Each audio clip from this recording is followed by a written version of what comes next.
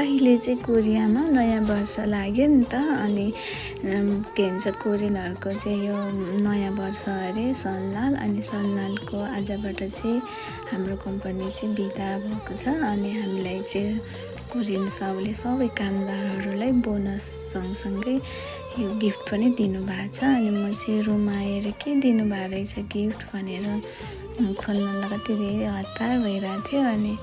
मलाई थाहा थियो कोरियामा चाहिँ प्रायः जसो यो वाजाङफुम नै दिन्छ नि त अनि मैले चाहिँ एक्साइटेड भएर पुरा गिफ्ट खोलेको है लास्टमा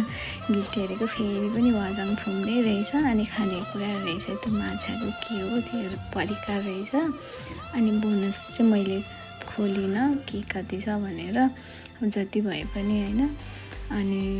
त्यसमा चाहिँ के भन्छ खुसी त खुसी छु अरू बेला कोरियनहरूले हामीलाई सिबाल र पाली पाली भन्नुभयो केही जान्दैन तर जो छुसक र सनलालमा चाहिँ बोनस अनि गिफ्ट दिन्छन् है यिनीहरूले अनि बिदा पनि हुन्छ अनि बिदामा रेस्ट पनि गर्न पाइन्छ अनि घुम्न पाइन्छ अनि त्यही भएर म चाहिँ खुसी छु।